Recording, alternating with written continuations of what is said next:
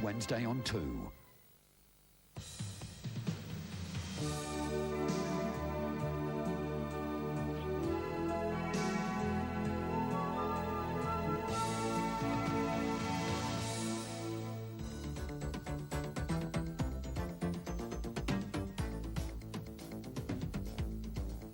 Good evening. It was supposed to be a season of safety on our roads, more police than ever before mounting their biggest ever blitz.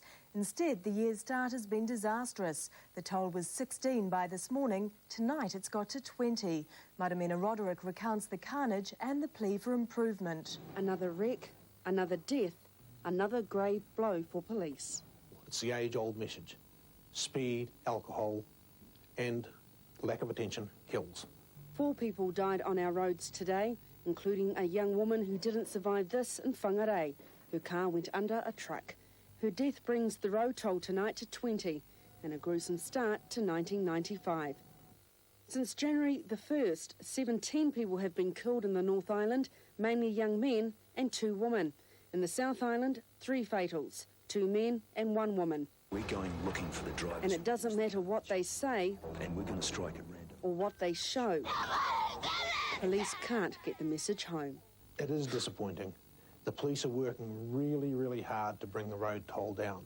It's a partnership between the police and the community. What we want is a community to come on board and work towards the same end just as hard. But these pictures aren't from any ads. They're for real, and that's scaring the AA. Drivers have got to take greater care, greater responsibility if they're driving a long distance, to take a spell each hour to ensure that they're not tired, they're not driving too far in too short a time. Act responsibly at all times. Otherwise, there'll be no end in sight to grim work like this, no end to the suffering, and no end to the reminders. But police have tonight put an end to drug targeting of kids, some as young as 10. Dawn busts were made on 13 houses around Auckland's North Shore today. Police say local youngsters knew they could buy dope and dealers had teens doing the selling. These people stay in these houses, they're up all night, and what doesn't seem to matter what time of the night or day we come, they always seem to be up. A dozen people were arrested and police found guns and ammunition. Students went to the top today to protest university fee hikes.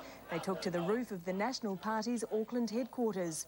Fees will go up $100 a year until 1999. Police tossed the students out on the street after half an hour.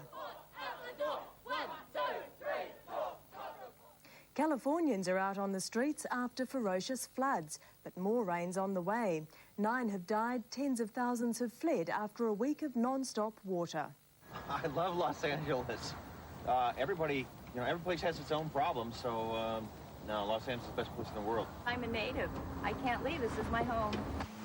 Yeah, nature's taking this place, and we have to just deal with it.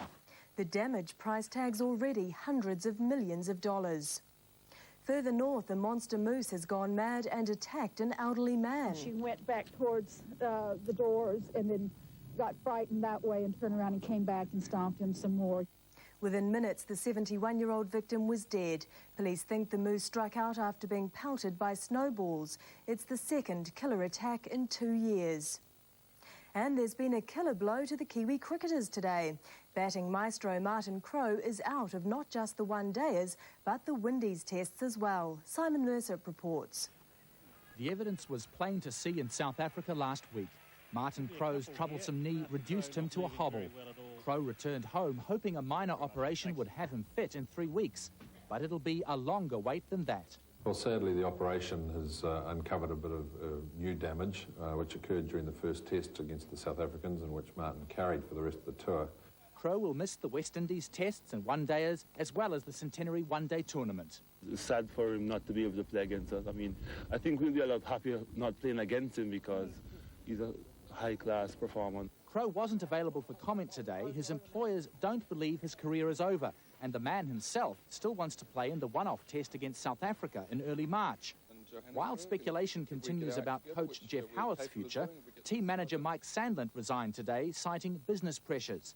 But no pressure at all on the West Indies as they practiced for the first time today.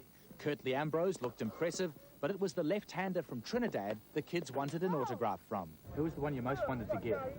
Lara. A class piece of art was in the making today. It's the trophy for the centenary one-day tournament. And it's a fairly classy day in the making tomorrow. In the north, a few showers up top, but it should be fine everywhere else. Southern skies will also be clear, just a bit of cloud over Fiordland and Stewart Island. That's all for tonight. I'll be back at 10:25 tomorrow with Newsnight Summer Wrap. See you then. Sunday on 60 Minutes. In Nigeria, international fraud on a scale larger than anywhere else in the world. Everything is cheated. Hidden cameras reveal the rot.